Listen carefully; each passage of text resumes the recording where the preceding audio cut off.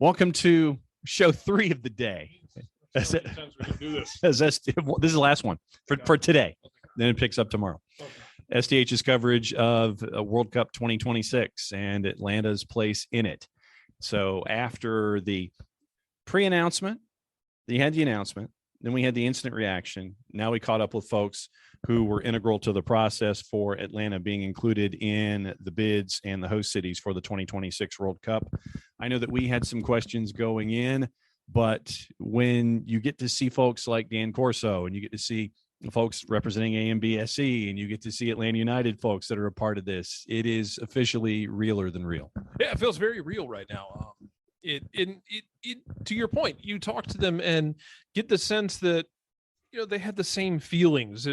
You felt confident, I think, about Atlanta's chances. You put them in that category of they're very likely to get this, but until it actually gets across the finish line, you don't want to count your chickens for the hatch. And so I think there is a sense of relief that comes with, okay, we're across the finish line. Now we move to the next stage, as Dan talked about.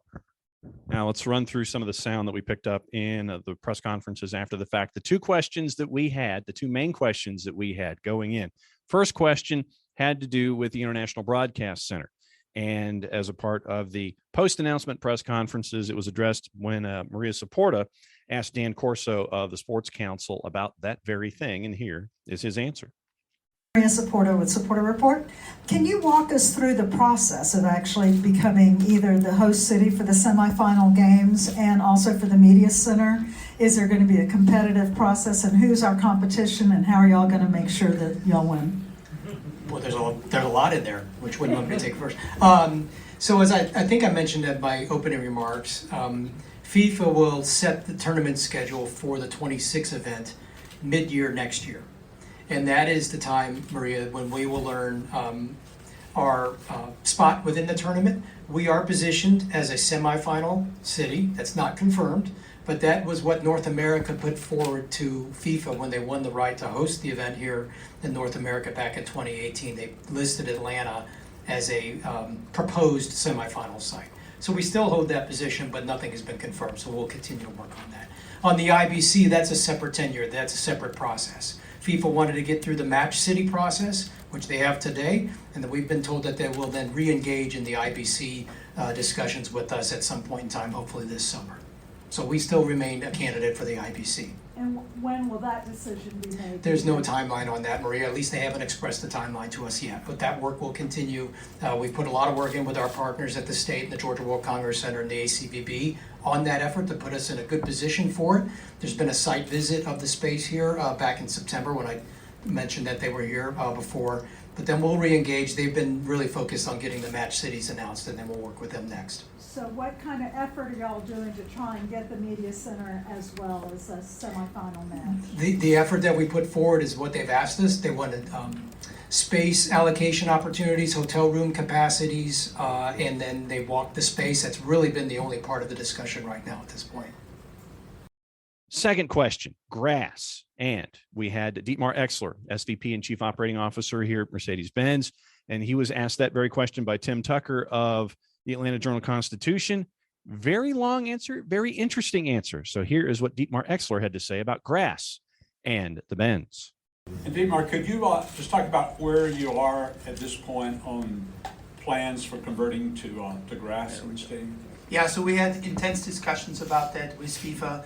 Goes without saying, we will convert to grass. We probably do that in a two-step. We have an artificial turf that we replace every 2 years. So next time we replace it, we put one of the underpinnings in, underground irrigation, ventilation, and then put the natural turf on top. And then 2 years later, we'll put the grass on it. We will study carefully, very carefully with FIFA together, how can we handle and make sure we have the best natural turf available, given that we are a stadium, with a roof. Even if the roof is open, light doesn't get everywhere, so we are taking a close look at that. But that's one of the high priority areas for us to focus on. And do you know how far in advance of the World Cup the grass will need to be installed per FIFA? Yeah, so we will probably, it's not set yet, but the early discussions with FIFA and what we suggested to them, they seem to like, and we're on the same page there, will be the grass installed in February, of 2026. And it's a very interesting answer in that it's going to be a complicated process. I'm very interested to see how Atlanta United's schedule is impacted by this. How much are you willing to play on that grass?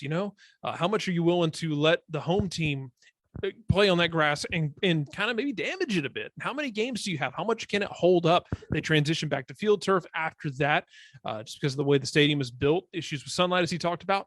I'm very interested to see how this shakes out, but you want to get really ahead of things, John? Yeah, let's get really ahead of things.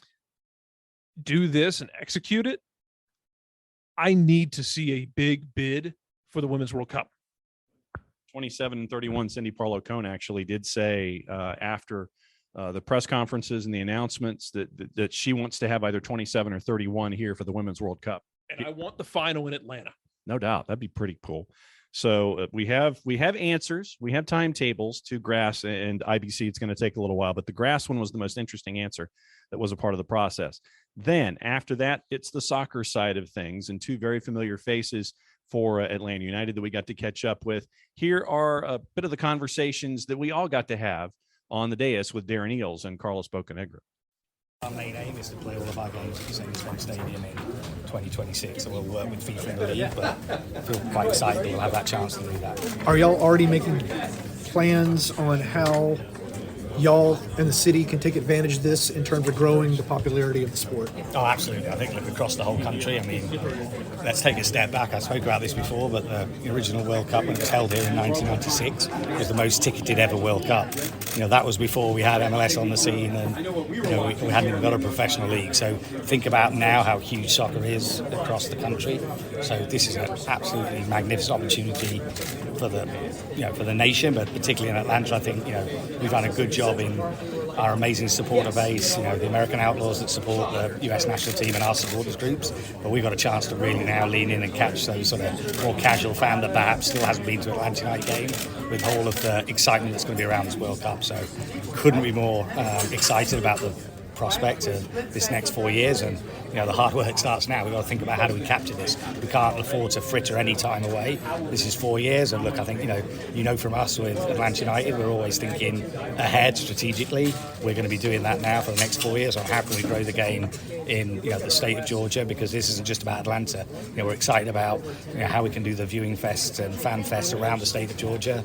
We've done things like the MARTA Station Soccer, and I think that's something that caught FIFA's eye when they came for the visit. So we're thinking, how can we expand that? How can we showcase that in other cities? Because for us, this is about Atlanta, but also about other cities too. So we don't care if other cities copy things like Station Soccer, because it's for the good of the whole country. What is your pride factor in hearing today over and over how important it was, the demonstration of the support for soccer at Atlanta United games to this bid process? Yeah, look, our first thing I'd say, when I came here nearly 8 years ago now, I've never known a city that comes together so collaboratively. So, we had Governor Kemp here, Mayor Dickens, the way that the state, the city, the business community, that's how Atlanta got the Olympics in 1996. So, when you have that, and there was obviously a bit of skepticism about whether soccer would succeed in Atlanta, and, we're here now, and I think it's a real moment of pride that clearly when FIFA came here, where they saw some of the games and they saw the atmosphere, the fact that we're up there regularly in the top 15 in the world in global attendance, that just gave us, I think, the icing on the cake of what is just an amazing international city. And no one can argue now we're the number one city in the country of America in terms of that soccer experience, because we get it day in and day out. We still had 38,000 for our AmFam Cup, probably the biggest game there'll be this year in the world of football. We had 38,000. Apart from Charlotte's first game, that would have been bigger than any other MLS team's crowd for the season. So I think that puts into perspective. Our supporters are incredible, and we can't wait for the party that's going to be the World Cup in 4 years' time. Was there ever any doubt, honestly, with this bid? I know it's you believe it when you see it, but describe just the build-up to the announcement and those last moments. Yeah, look, I'm being a little bit honest about this. I mean, I was actually in Philadelphia in 2010, so Tottenham were on a pre-season tour. I was in Philadelphia in that room when I thought England was going to get one of the World Cups, America was going to get the other. So when Russia and Qatar were read out, I mean, you could have heard a pin drop. So until they actually said our name, I think, there was still that element of, are we going to get it? It was clever of FIFA to sneak us in the central, because literally all of us were sitting, chatting, relaxing, and then suddenly it was like, did they say Atlanta? And so there was that actual genuine moment of surprise. But no, I mean, I think, look, we knew that we had a good chance for all the reasons that we've spoken about. The stadium's unbelievable. This city is an incredible city and state for hosting. But you never know till they actually say it. So excited and relieved, really, that they did. Dan Hunt has already said that he believes Dallas should host the final. What is your pitch for Atlanta to host perhaps the final, or just the final, the semifinals? Yeah, I mean, I think, look, if I talk about the big games, so big games, either opening, final or semi-final, I think that's something that we're aiming for, one of those games. And I think, look, with this stadium, firstly, we've got a roof, so let's face it, we've got no issue if there's lightning or any thunder in the summer. Like, that is a crucial factor, I think, with what we have here in Atlanta. We're going to see it on Sunday. We're going to be playing at 3 o'clock in the middle of the heat wave, and we can do that because we have the roof. So I think the stadium itself, look, we've got busiest airport, you can get on the MARTA, we've got the hospitality. Our footprint's going to be down here, and I don't want to talk about specifically other cities, but in a lot of other cities, the stadium's nowhere near the town centre. So that feel, that party carnival atmosphere that you get around a World Cup, I mean, I'm excited for the big games, but I think Atlanta's going to be, I'm biased, I know, the best venue for experiencing the whole World Cup, because FanFest, even when we're not hosting the game, we've got all of the possibilities of all of those fans coming into Atlanta around the state of Georgia, and it's walkable, and you create that sort of party atmosphere. So I think we're well set, and I would be disappointed if we don't get one of those big games. Darren, this might sound cliche, but I know, like, the city is just a few more for Darren, then I'll bring Carlos over. The city has hosted the Olympics, the city has hosted a Super Bowl, but just how important has Atlanta United been in securing this bid? And how proud are you of that? Yeah, look, I mean, I think there's been a lot of factors, like I said, that went into the bid, but I think that, I call it the cherry on top of the cake. I think the fact that we proved that this city is unbelievable in terms of its support for soccer with Atlanta United. Look, it was a myth, wasn't it? Everyone said you couldn't bring soccer to Atlanta, it wasn't going to work. Also, this idea that it's not a great sports city. This city is unbelievable. It's we've had Super Bowls, we've had the Olympics, we've now got a chance for the World Cup, and so I'm not a native, but I'm super proud for the city. I can't wait for us to host it because I know it's going to be the most amazing experience. And I feel like, my view on Atlanta is it's a hidden gem of North America. Everyone knows the LAs, the New York cities, but Atlanta as a city, it's this exciting, diverse, fast-growing, biggest city in the South. It's got the culture, it's just got it all. It's got the weather. It's a little bit too hot at the moment, but it's got everything. So I think that the World Cup is another chance for us to show the world what an exciting city Atlanta is, what a wonderful city it is to live in, and that I think is what gives me the most pride, because I'm, I feel like an Atlanta now, and I can't wait to show it off to all those people who are going to come and are going to come and think, bloody hell, what a great city this is. What photo are you going to take tonight? Last one. Sorry, last one. What photo are you going to take tonight to celebrate? I need to get a replica. You all got the jewels are made. I got a replica World Cup. You don't want to be in bed with that. Nice. Thanks, guys. Thanks, guys. You've played in a few World Cups. What is this going to do to further the sport in the city? I think something that's really cool is the build-up. Right after Qatar is finished, then we're next up. And I think the really cool part about that is the buzz around the sport. We're very fortunate here to have an awesome fan base and really popular in the region. But then are we starting to attract kids that maybe would play basketball or play American football, and they say, hey, the World Cup is coming, and you kind of convert those athletes at a younger age, and they choose soccer as the sport. So I think you get that, you're going to get a lot more media attention. It's grown over the last 25 years, but then with the World Cup coming, it's a whole different level of media attention for the sport in our country. So there's just going to be so many cool things that we're not even sure what's going to happen, but because of the World Cup coming here, you're just going to get that halo effect. You captained the United States, in a World Cup. How excited must it be, or have you thought about what that must be like for the players to, get to come to America, and obviously some of the local players might be playing? I have a little bit. I'm thinking there's probably going to be some added pressure on these guys. When you have the home country, you have to perform. all the fans in the country, you're here, they're behind you. And so, they're going to have to manage that mentally. And the build up to the World Cup, you don't play necessarily competitive games because you don't have to qualify. So how do they find those competitive games? How do they deal with the pressures of, performing in front of your home country and having those expectations where, I think, previously when we're in the World Cup, it's, hey, let's get out of the group stage. Let's try to do our damage the best we can. Now when you're on your home soil, the expectations, some of these players playing at bigger clubs, that might be something that's a little bit different for these guys. And so they're going to have to figure out a way to manage that. I assume y'all offer the training site as a host site for teams. Is that correct? Yeah, correct. Okay. Yeah. And I mean, y'all already sell out almost every game. How will this improve the club hosting a World Cup? I think not necessarily improve the club, but I think hopefully bringing more global awareness to the club. And, when Atlanta's one of the host cities, it's our soccer team there, Atlanta United. Maybe people that aren't aware of us around the globe, and that's a goal of ours, to be a global club down the road and recognized not only on this continent, but around the world. So I think that's some of the, like I said, the halo effect that we'll get. And, hopefully it just puts us on the front of people's minds around the world, not only Atlanta. Does 94 seem like yesterday to you, or does it actually seem like it was 28 years ago? It seems 28 years ago to me. That was pretty cool. I didn't appreciate it as much. I mean, the final was in Los Angeles, Rose Bowl, Pasadena, close enough to Los Angeles, but half hour from where I grew up, and I took it for granted. It was in my backyard, and I didn't actually go to that game. I mean, it would have been tough to get tickets anyways, but now I'm really excited to bring my kids to this game and just watch it as a fan and enjoy the atmosphere, the fan fests, and all the stuff that comes with the World Cup. So that's what I'm looking forward to for this one. Carlos, everyone's talking about Atlanta United, how they've been part of this big process, but what was your role in the process? What was Darren's role?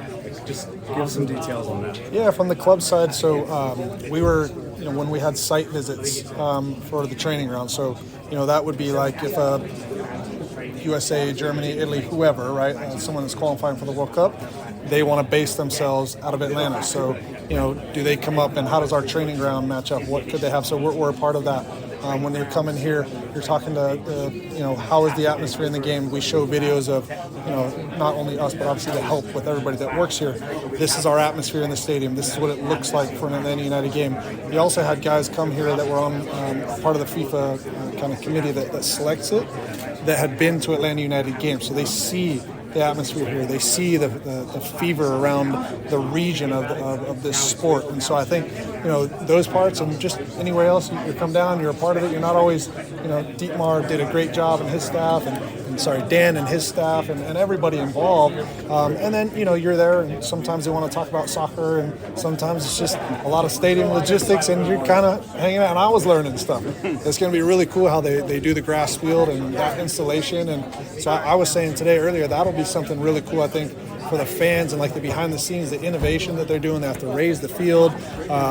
There's just going to be a lot of cool stuff for people to see. Was there any doubt on your part? Did you ever think that this wouldn't happen?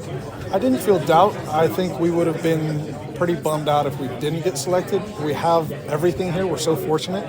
Amazing stadium, city, the collaboration between everybody. So, no, I think it would have been a big bummer if we didn't. I think everybody's expecting it, but you don't know until they call your name.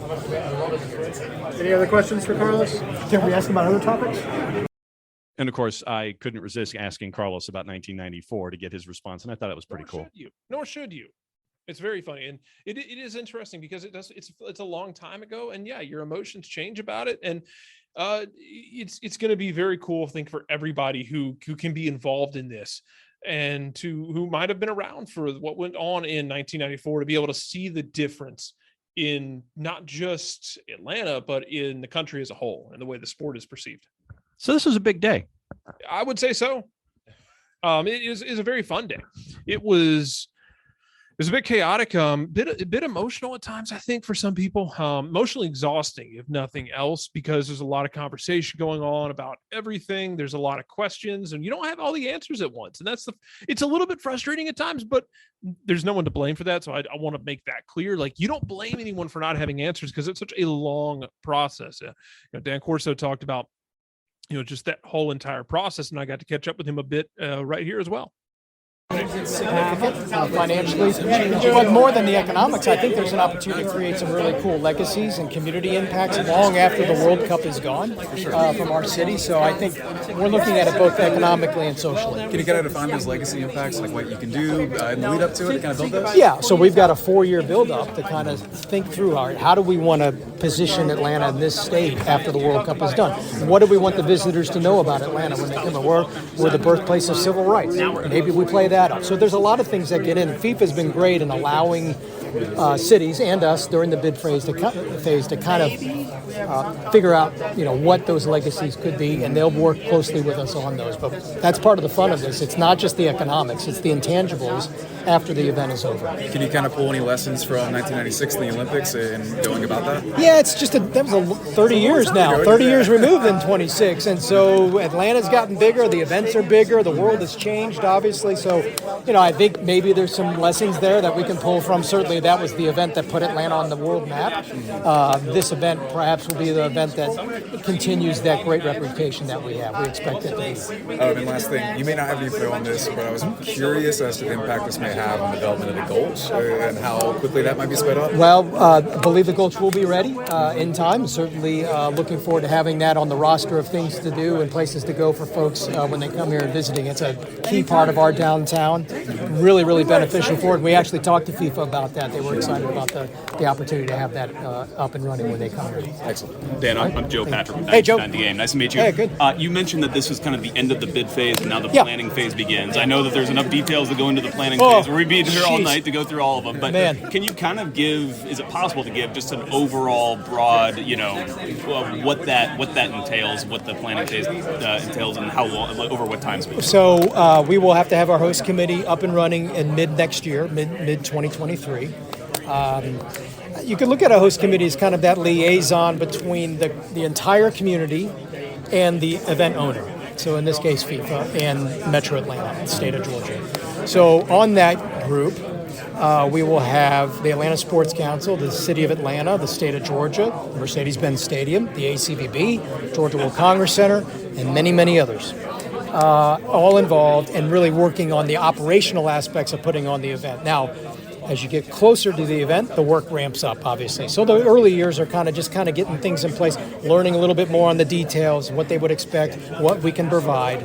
And then once you get a year or so out, it really ramps up as to getting to the real details of putting on the event. So you're looking at everything from transportation to lodging to volunteer recruitment to local marketing with 92.9 The Game. We'll be there. Yeah, thank you. Public safety obviously is a big one. Fan events, the fan fests, legacies, and what impact legacy-wise we want. Just a myriad of things that our host committee will be responsible for and working hand in hand with local partners in FIFA. Today seems to be illustrative of just how successful the collaboration has been through all these partners that you have, and getting to this point. Does that encourage you as to just how things are going to proceed from here through this planning phase? Yeah, I tell you, I've been doing this for quite a while now, and we always get the same reaction from an event owner when they leave. They're like, I put it simply, you guys really get along. And I can't speak for what other cities or how they approach and what the treatment is or what their perception is from other cities. But that is time and time again, the reaction that we get is there's a real spirit of collaboration here. And I think that shows in our bid phase, but also in the execution phase. People working together to make this the best event possible, because you want to show off your city and your state in the best way possible, because you want people to have a good experience, but you also want the event to come back, right? And so if you do a poor job in execution, it's kind of tougher to get the event back. So that's important for us. Yeah, Jonathan Simmons from Real Talk. Yes, sir, First of all, Jonathan. good to see you again. Yeah, same to you. Two things. Number one, I think you mentioned it here. What's really been the key? Because you guys have been on a long winning streak with the Atlanta Sports Council, all these big events. I heard you say something about this kind of family cooperation. Has that really been the key? It has. Yeah, it has. I think, again, you've got a cooperative spirit here in this community. I think it's part of our DNA when it comes to our process of going out and recruiting these events, whether it's the Atlanta Sports Council, the state, the city, ACBB, GWCC, the stadium, all of them. The Falcons, the Atlanta United, Atlanta Hawks, Atlanta Braves, depending on what the event is, Georgia Tech if it's a collegiate event. So we all come together, we understand the goals and the purpose.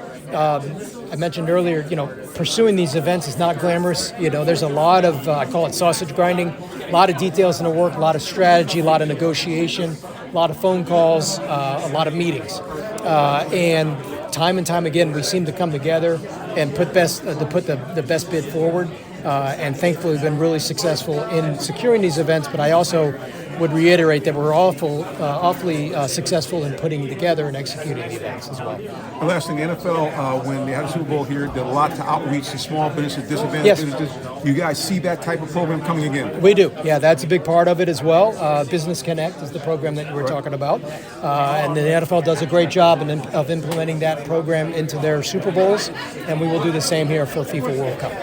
Just want to ask for a little more clarification as well. And the last thing, what is the next steps like for the push for semifinal and Africa Center? I don't have an answer for you there. I wish I did.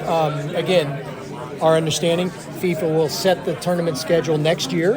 I'd seen something from them that it was June. Don't hold me to that. So let's just call it a year from now. Then once we find out what that is, we'll know our status. We have been positioned as a semifinal, and we will continue, as we have been, to let them know we will continue. We would like to be a semifinal. And that was just with the initial bid. Yeah, when North America submitted the bid, they had to kind of give their vision as to what it would look like in the three countries.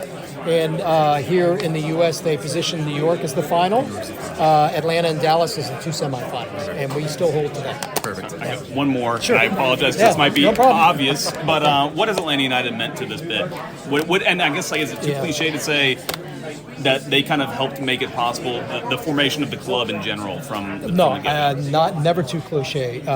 There's several advantages I think Atlanta had. We are in our bid, and you can start with infrastructure, and that's Hartsfield Airport, connecting us to the entire world for a global sport, global event, and then Mercedes-Benz Stadium, surrounded by the downtown campus that I mentioned earlier, all the amenities and the lodging and the hospitality. The intangible is the spirit of soccer and the love of soccer that our community and our state has, and that's because of Atlanta United. It's clear, and not only from a local and a national, but on an international level, we are without a doubt the top soccer market in the United States. We communicated that to FIFA. They already knew it, but we reinforced it. And what Darren, Eales, and obviously Arthur Blank and bringing the franchise here, but what Darren has done as head of that team, it's been incredible. They've been engaged since day one. I love the fact that the stadium and Atlanta United are kind of that same company, so it makes it much more efficient in our bid process, where you just kind of sit in the same room with different folks from different groups, and you can have the same conversation between, instead of splitting it up. I know it's apples and oranges comparing cities. Dan. Jarrett. Jarrett, how are you? Talk down here. I know it's apples and oranges comparing cities, but any ideas of seeing what goes on in Qatar and taking lessons from them and taking notes of what to do, what not to do in terms of helping do the game days? Yeah, I think it would. I mentioned in somewhere else. Yeah, that usually future hosts for big events go to that current event to kind of see it, get up behind the scenes. We've been lucky enough here in Atlanta that we kind of know how a Final Four works, right? And so when we go as a future host, we kind of have an idea there. Super Bowls, CFPs now that we've had it in 2018. But FIFA World Cup, we've never had that here. So I think it will be a good exercise if we are invited to witness that firsthand, just kind of see what goes into it. We know it's an event on a completely different magnitude than what we've seen before, but I think to see it up close and personal will be valuable. And I apologize, I'm going to ask this already, but how does it feel for you and the entire Sports Council, one of two cities to host? Yeah. Along with LA. Yeah. One of two cities to host both the Summer Olympics and the FIFA World Cup, which I think is a really cool stat. That as a community, we need to start flying that.